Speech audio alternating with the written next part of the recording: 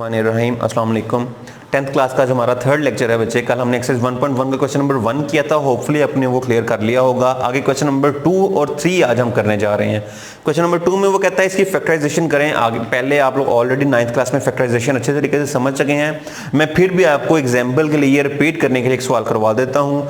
मैंने question number 3 यहाँ पे लिखा हुआ है। इसके अलावा आपके कुछ क्वेश्चन इस फॉर्म में भी वहां पे दिए हुए हैं, तो कुछ भी मसला नहीं है। जैसे कि हमने पार्ट 1 में इक्वेशंस को सॉल्व किया था एलसीएम के जरिए, वैसे ही आप यहाँ पे भी इक्वेशन को एलसीएम लेने के बाद सिंपलीफाई कर लेंगे।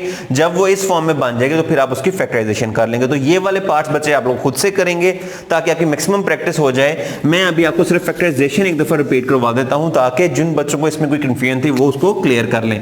सबसे पहले आपने क्या करना है, अब बच्चे अभी तक मैं क्या कर रहा था कि मैं जहां पे बड़ी वैल्यू थी बाकी वैल्यूज को उस साइड पे लेके जा रहा था, लेकिन अब आपको दूसरा भी मेथड बता देता हूं कि आपने दूसरी वैल्यू जब इस तरफ ले आएंगे तो फिर आप उसको क्या करेंगे। जैसा कि यहां पे लिखा है 4 - 32x, अब ये प्लस 17x स्क्वायर है तो मैं इसको माइनस 17x स्क्वायर लिख देता हूं और इक्वल्स टू 0 कर दूंगा। तो मैं आपको बता रहा था कि यहां पे आप इस तरफ ले आएंगे तो भी इसमें कोई प्रॉब्लम नहीं होगा। अब आप इसको अरेंज कर लेते हैं। माइनस 17x का square minus 32x plus 4 equals to 0। Arrange आपने कैसे करना है, इसकी तरतीब कैसे लगाएंगे आप। अरेंज आपने किस तरीके से किया था, जिसका मैं पहले बता रहा था। आप x स्क्वायर वाली वैल्यू सबसे पहले लिखेंगे, फिर x लिखेंगे और उसके बाद यहां पर कांस्टेंट आ जाएगा। तो अब हमने इसको अरेंज कर लिया है। अब आप करेंगे क्या, चूंकि हमने यहां पे अगर आप देखें तो हमारे पास x स्क्वायर के साथ कोएफिशिएंट में माइनस आ रहा है, तो हम मल्टीप्लाई कर लेते हैं माइनस के साथ ताकि ये माइनस जो है वो खत्म हो जाए। जो उर्दू वाले बच्चे हैं वो लिख लेंगे -1 से या माइनस से ज़रब देने से ऑन बोथ साइड्स।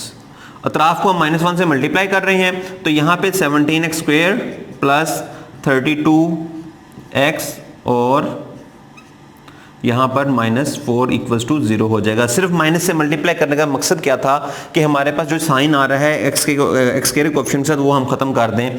तो यही चीज अगर आप यहां पर इस तरीके से हम पहले कर रहे थे, जब इसको अब इस तरफ लेकर आएंगे तो ऑटोमेटिकली ये नेगेटिव है ये पॉजिटिव हो जाएगा और ये पॉजिटिव ये नेगेटिव हो जाएगा। तो उससे हमारा ये इतना लेंथी जो स्टेप है वो बच जाता है। तो अगर आपकी अपनी चॉइस है, अगर आप उसको वैसे करना चाहें तो वो कर लें, या अगर आप ऐसे सिंप्लीफाई करना चाहें तो दोनों तरीके से आप इसको सॉल्व कर सकते हैं। अब इसके बाद हमने इसकी फैक्टराइजेशन करनी है, या जिसको हम तज्जी भी कहते हैं, इंग्लिश में इसको मिड टर्म ब्रेकिंग का भी नाम दिया जाता है। उन सब के लिए हम ये वाली टेक्निक यूज करते हैं। करना क्या होता है इसमें, सबसे पहले आप देखेंगे x स्क्वायर का कोएफिशिएंट क्या आ रहा है।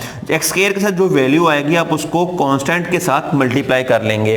17 को जब हम 4 से मल्टीप्लाई करेंगे तो 68। अब हम इसको डिवाइड कर लेते हैं, इसके फैक्टर्स बना लेते हैं इसकी, या तज्जी कर लेते हैं। 2 3 जार 6, 2 4 जार 8। अगेन 2 पे करें तो यहां पर 17 आ जाएगा और 17 जो है पूरा 1 पे डिवाइड होगा। अब बच्चे आपने करना क्या है, आपने इन फैक्टर्स में से इनके ऐसा सेट बनाना है, ऐसी दो वैल्यूज फाइंड करनी है जिनको प्लस या माइनस करने से, यानी ऐड या सब्ट्रैक्ट करने से या जमा या तफरीक करने से 32 आए, और ऑब्वियसली इनको मल्टीप्लाई करने से तो 68 आ ही जाएगा।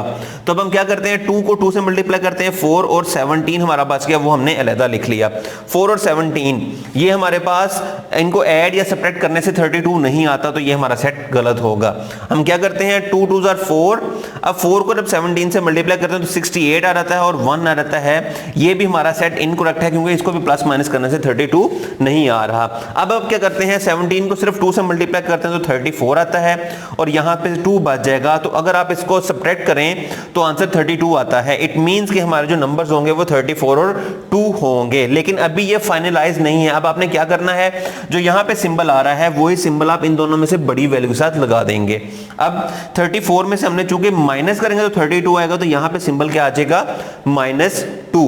अब बच्चे आपने क्या करना है, आपने देखना है इन दोनों को जब हम मल्टीप्लाई कर रहे थे तो मल्टीप्लाई करने से एक्चुअली नंबर आ रहा था -68।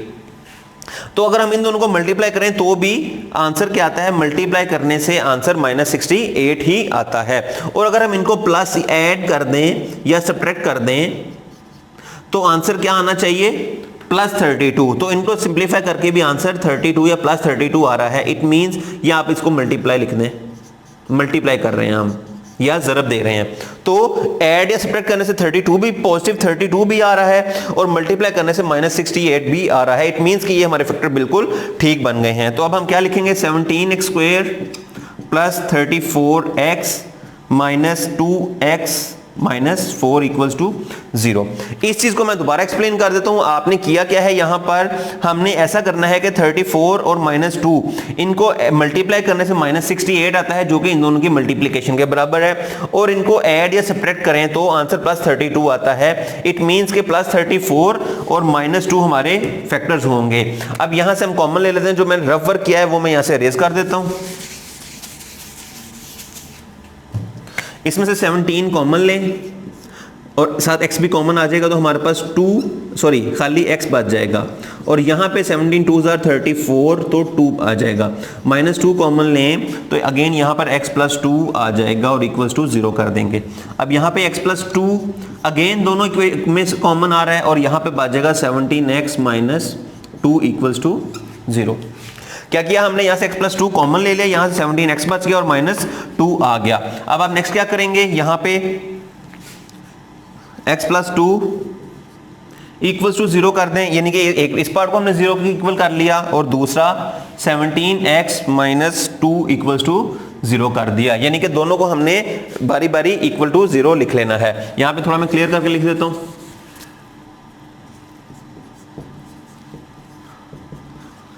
जी बच्चे, यहां से +2 है, इधर आकर क्या हो जाएगा -2, और इस तरीके से ये -2 है, जब ये उस तरफ जाएगा तो ये बन जाएगा +2, और यहाँ पे ये x 17 से मल्टीप्लाई हो रहा है, तो जब इस 17 को दूसरी तरफ लेकर जाएंगे तो ये डिवाइड हो जाएगा। इस तरीके से हमारे दो आंसर आएंगे सोल्यूशन सेट में।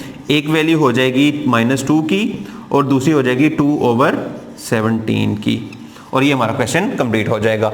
होपफुली आपको ये क्वेश्चन क्लियर हो गया होगा। इसकी अच्छी तरीके से प्रैक्टिस कर लें। आगे चलते हैं हम क्वेश्चन नंबर 3 की तरफ।